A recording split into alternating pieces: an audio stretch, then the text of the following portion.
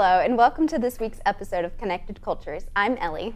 And I'm Marguerite. We're so glad to have you join us. Fall has officially arrived in Boone, and with the cooler weather comes a great holiday to get excited for. That's right. Every year on the second Monday of October, people all across the country celebrate Indigenous Peoples Day. This year, it happened to fall on October 9th.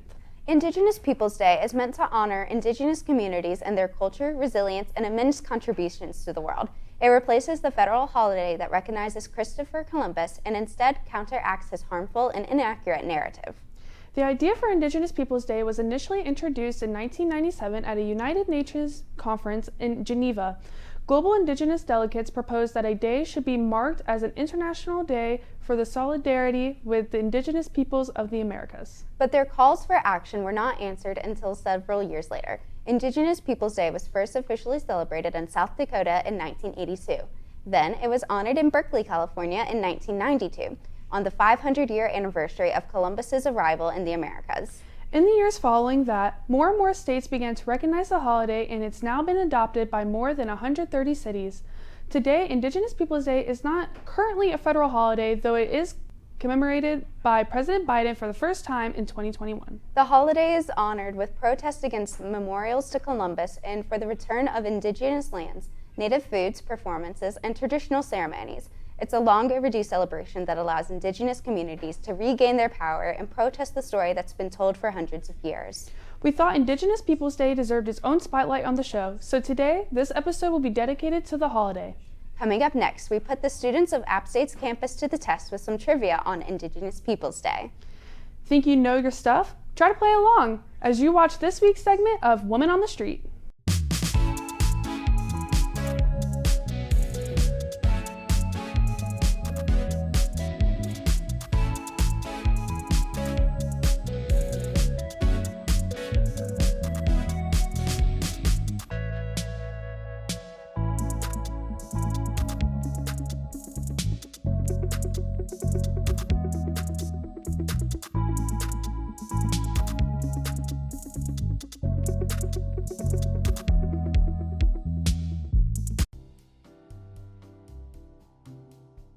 Hi, I'm Phoebe. This is Connected Cultures, and we're doing Women on the Street trivia about Indigenous Peoples Day. What's your name? Flynn Connolly.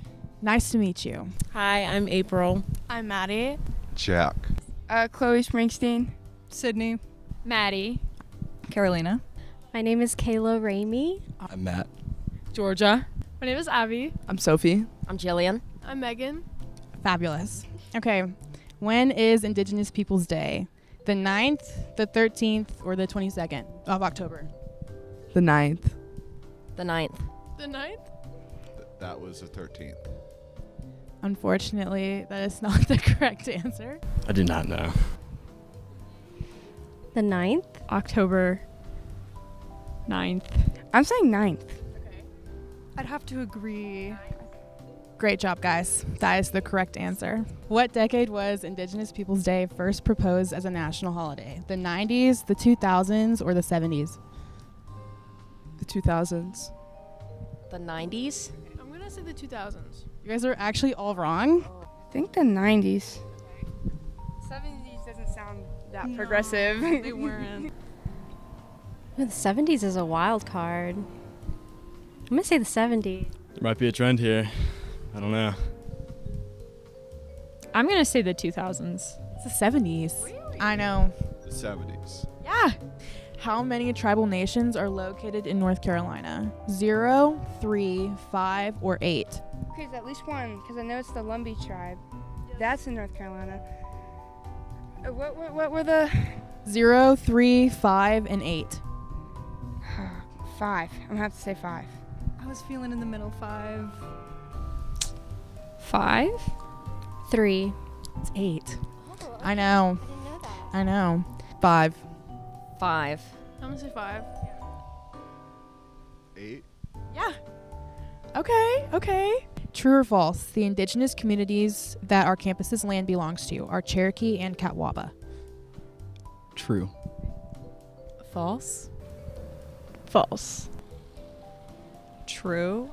Amazing. Brilliant. That's only 2 apparently. Do you know which indigenous community's flag we added to the International Hallway last semester? Sorry. Both. Neither. I'm gonna say the Lumbee tribe. I would think the Cherokee, but it might be both. I'm gonna just go with both, just to be sure. You can never be too sure. I'm saying Lumbee. I would say that. God, I hate you. You are correct. It is Lumbee. In what state was Indigenous Peoples Day first officially recognized? North Carolina, California, Rhode Island, or Wyoming? It's got to be California. Wyoming. North Carolina. I'm gonna do Rhode Island. That's interesting. North Carolina. It's California, but it's okay. Roughly what percentage of the U.S. population is Indigenous? 5%, 12%, 25%, or 2%? 5. It's 2. 2%. 12%. 5%. 12%? It's 2. True or false? The name of the campus organization that connects Native and other Indigenous students on campus is the Student American Indian Movement. True. Yep, False. False. it's true. But it's okay. True. True. Perfect. Ending with a bang.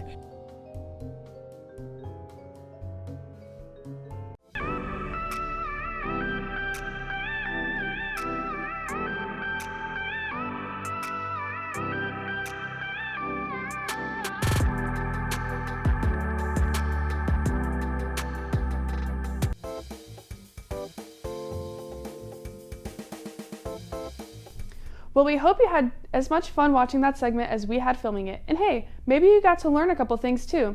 It's always great to hear from our fellow Mountaineers. Speaking of fellow Mountaineers, we had the pleasure of sitting down with both the Vice President and the President of the Student American Indian Movement to discuss the organization they are a part of and all that they've accomplished on campus. Their organization strives to connect Native and other Indigenous students on campus and create a home away from home.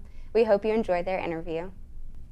Hi, I'm Izzy, and welcome to this segment. I'm here interviewing the President and Vice President of the Student American Indian Movement. If y'all would like to go ahead and introduce yourselves. So I'm Sierra. I'm the president of our Student American Indian Movement here on campus, and I have had the joy of being the president for 2 years. So last year was my first year being president, and I was kind of just thrown in the fire. I also had the joy of reaching out to future Mountaineers who are going to be coming this year and also next year, and they were kind of just interested in like what Native students and the Native population here on campus had to offer for them. But yeah, I'm really happy just to be here today. Okay, great. Thank you so much. Hi guys, I'm Venice. I'm the Vice President of the Student American Indian Movement. This is actually my first year. I was elected by my president here. I joined the Student American Indian Movement not only to educate and spread the knowledge and the culture of Native Americans and Indigenous people within North America, but also connect myself with the community members and chief members within the tribes here to gain the connections I need for my career. And it's very exciting to be part of this because as Appalachian is on Indigenous territory and land, it's necessary to know the history and the significance of such. Great, thank you so much. Can you share some of the key goals that the Student American Indian Movement has set for this year? So currently we're really wanting to attend and host more events tailored to Native American and Indigenous culture, sovereignty, and current news that's going on in the world, whether it be in Latin America or again in North America. But also we are trying to connect with other intercultural student affair organizations just to show that there is an alliance, there is a friendship, and there's a camaraderie between everyone, and showing that we acknowledge one another and that we're going to support one another. That was shown through our land acknowledgement that we did at the Latin Hispanic Heritage Festival, which was really great. And how would you say that this aligns with the needs and interests of the Indigenous student community on campus? I would say that to be collaborative with other diversity groups because we're not alone in this, and being Native students on campus, that we are spreading the message that we're here for you, even if you're a non-Native student or a Native student, or even if your ancestors are Native people. It's important that our club kind of recognizes that we're here and that we are able to be comfortable with you, and here to like make connections with you and help you if you need any help with just college in general. Great, thank you so much for that. So our next question, what programs or strategies does the SAIM have to promote cultural awareness and education about the heritage and issues among both Native and non-Native students at App?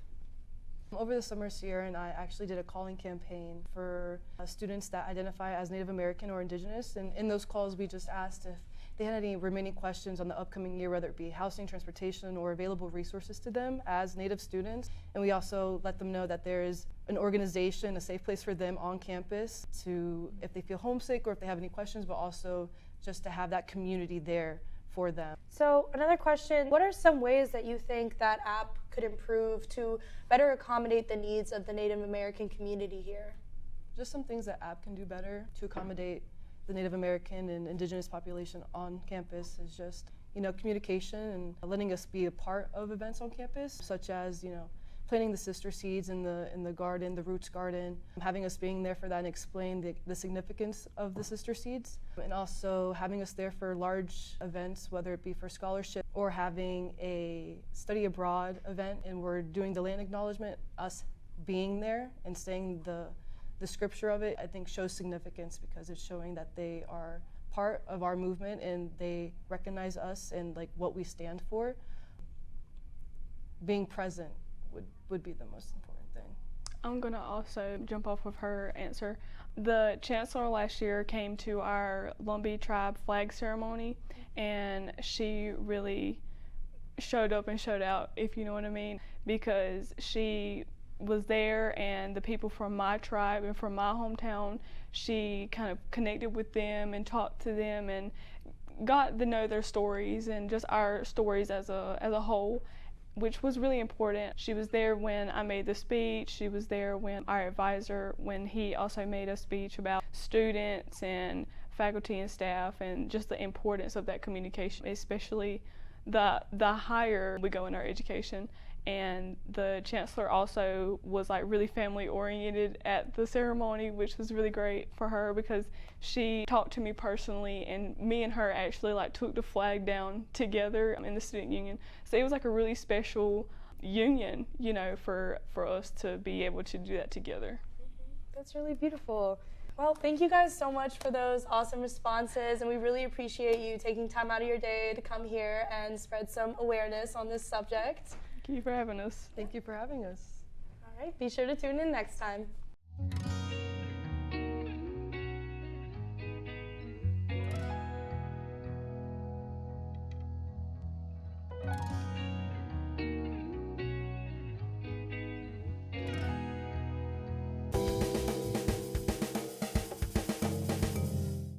We'd like to give a huge thank you to the President and Vice President for coming in to share a little bit about their organization and the great things that they have planned on campus.